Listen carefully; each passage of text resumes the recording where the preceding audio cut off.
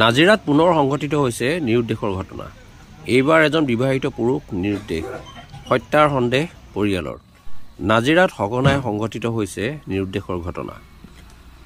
সোণপুৰাৰ মহিলা নিৰুদ্দেশৰ ঘটনাৰ পিছত এইবাৰ স্থান নাজিৰাৰ মথিয়াচিগাত। বিগত 10 দিন ধৰি সন্ধানহীন হৈ আছে প্ৰায় 30 বছৰীয়া বিবাহিত পুৰুষ যদুমণি কোঁৱৰ ওৰফে দৌকালী। মথিয়াচিগাৰ পূৰ্ণিমা কোঁৱৰৰ একমাত্ৰ পুত্ৰ সন্তান যদুমণিৰ আজিও সন্ধান উলিয়াবলৈ সক্ষম হোৱা নাই নাজিৰা আৰক্ষীয়ে। মাতৃ পূৰ্ণিমা কোঁৱৰে নাজিৰা আদৰ্শ আৰক্ষী থানাত এজাহাৰ দাখিল কৰাৰ পিছতো কোনো সুফল লাভ কৰিবলৈ সক্ষম হোৱা নাই। মথিয়াচিগা কোঁৱৰ গাঁৱৰ শিলভঙা মেচিনৰ সমীপৰ জনৈক গগৈ উপাধিৰ 50 ঊৰ্ধৰ এগৰাকী মহিলাৰ সৈতে সঘনে ফোনত যোগাযোগ অব্যাহত ৰখাৰ বিষয়ে অন কেমেৰাত সংবাদ মাধ্যমৰ আগত ক্ষোভ বুজাৰে মাতৃ পূৰ্ণিমা কোঁৱৰে। তেখেতৰ ভাষ্য অনুসৰি স্থানীয় কোঁৱৰ গাঁৱৰ গগৈ উপাধিৰ মহিলাগৰাকীৰ সৈতে অবৈধ সম্পৰ্কৰ ফলতেই তেখেতক হত্যাৰ সন্দেহ কৰিছে মাতৃয়ে। কিন্তু বৰ্তমানলৈকে কিয় সম্ভেদ লাভ কৰিবলৈ সক্ষম হোৱা নাই হিমন্ত বিশ্ব শৰ্মাৰ স্মাৰ্ট আৰক্ষী। এইগৰাকী মাতৃয়ে জীৱিত অথবা মৃত অৱস্থাত প্ৰত্যক্ষ কৰিব বিচাৰে পুত্ৰক। কেনেবাকৈ আধুনিক পৰকীয়া প্ৰেমৰ বলি হ'ল নেকি যদুমণি ওৰফে Doukali. Bureau' report, Patkai TV. ক'ৰ পৰা নাইকিয়া হৈছে মানে তেওঁ ধান চান কৰিয়ালে, ওচৰৰ মানুহে বহুত ধান কৰিয়ালে, কৰি শুকাজান তিনিআলি চব্জি দোকান দিছিলে। চব্জি দোকান বন্ধ কৰি আহি এখন বাইকত আহিছিলে। বাইকত লগৰবোৰে কৈছে আৰু তাৰমানে বাইকত এখনতে গৈছে। সি হেনো চাৰিআলিত নামি দিলে, নামি সুধিলে হেনো লগৰটোৱে সুধিলে, ক'লে যে মই কোঁৱৰগাঁও ফালৰ পৰা আহোঁ। কোঁৱৰগাঁও ফালৰ পৰা আহোঁ বুলি ক'লে। তাৰপৰা মই ফোন কৰিলোঁ। ফোন কৰিলত ক'লে যে মই এজেগালৈ যাম, মোলৈ ফোন নকৰিবি। তেতিয়া মই ফোনটো কাটি দিলোঁ। কটাৰ পিছত মই অলপ আধা ঘণ্টামানৰ পিছত মই আকৌ ফোন কৰিছোঁ, কিন্তু ফোনটো চুইচ অফ। থানাত এজাহাৰ দিছোঁ, নাজিৰা থানাত দিছোঁ। নাজিৰা থানাই এনেকৈ কৈছে যে মই জেগা দেখাই দিলোঁ, এনেকৈ তেনেকৈ আমুকৰ মানুহ এজনীয়ে ফোন কৰি থাকে। ফোন কৰি থকাত এনি টাইমেই ফোন কৰে, তাৰমানে 11টামান বজাৰ পৰা একদম 2টা বজালৈকেও ফোন কৰে। কিন্তু ৰাতি ল'ৰাই ক'ব নোৱাৰে টোপনি দিনটো ভাগৰত। তাৰপৰা মই ৰিচিভ কৰোঁ। বহুত ডাঙৰ, বহুত বেয়া পাইছে। তাক মানে কৈছিলে যে আহিবি নাহোঁ, মই গেট খুলি থৈছোঁ।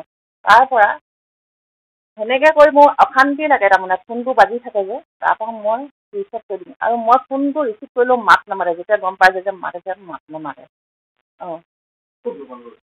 মানুহগৰাকী ঘৰ এনেই নাহৰডালৰ শিলবাৰীত। তেওঁৰ নামটো মই ইমান নাজানো বাৰু। ইয়ালৈ আহি আগত এদিন তাই আমাৰ ল'ৰাটোৰ লগতে আহিছে, ভাত পানী খাই গৈছে। আৰু এদিন মানুহজনৰ লগত আহি মদে ভাতে খাই গৈছে। তেনেকৈ কৰি তথাপিতো মই এদিন গম পাই পিনি ক'লোঁ যে মই এনেকুৱা এটা কথা শুনিছোঁ, বহুত বেয়া কথা। মই তাকো বুজাম, তাক বুজালেও তথাপিতো মই ঘৰত থাকিলে তাক আবদ্ধ কৰি ৰাখোঁ যে নাযাবি নথবি। কিন্তু সেনেকুৱাটো সি ফোন পাতি থাকিব। ফোনত কথা পাতিলে মই কওঁ, তই এই মানুহজনীলৈ কেলৈ ফোন কৰিছ, কেলৈ কথা পাতিছ। তেতিয়া মোক কয় কি, তোৰ ঘৰত থাকিবলৈ মন আছে নাই, মোক কয় ল'ৰাটোৱে। মই তেতিয়া মনে মনে থাকোঁ আৰু এইবোৰ কাজিয়া পেচাল হোৱাতকৈ যে যি কয় কৰ, তেনেকৈয়ে থাকোঁ।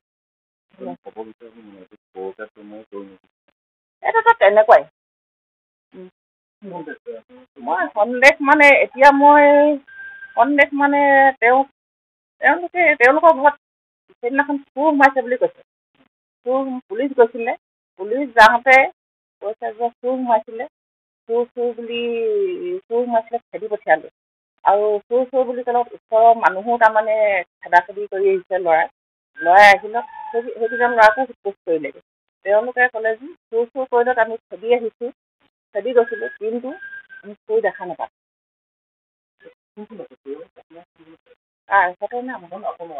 মোৰ পৰিয়ালত মানুহগৰাকী আছে মাকৰ ঘৰত, তেওঁ বহুত অকণমান জেং আছিল। তাৰপৰা এতিয়া মই ছোৱালীজনী মই তিনিটাই আছোঁ। ছোৱালীজনী এতিয়া 8 বছৰ চলিছে, প্ৰথম শ্ৰেণীলৈ গৈছে।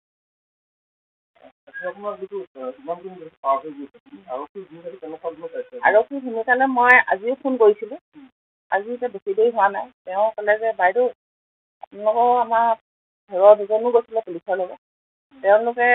তেওঁলোককো ক'লে আপোনালোকেও খবৰ চিটিব, একো ভয় নকৰিব। কিন্তু তেওঁ আজি ক'লে যে আমি তাতো মানুহ অকণমান ৰাখিছোঁ, কিবা এটা লিংক পালে আমি যাম।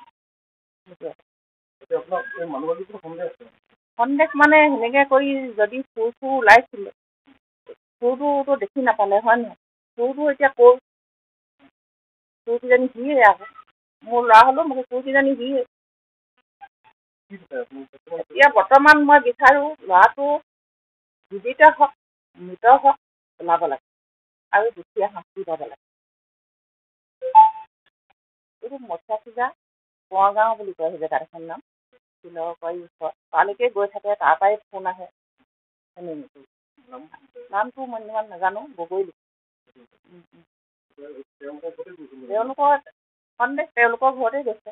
চুৰ বুলি খেদিছে যেতিয়া, আজি ক'ত চুৰ আহিল? চুৰটো খেদি যোৱা কেইজনো দেখি নাপালে, তেতিয়াহ'লে চুৰটো ক'লৈ গ'ল? প্ৰশাসনে বিচাৰি উলিয়াই দিব লাগে।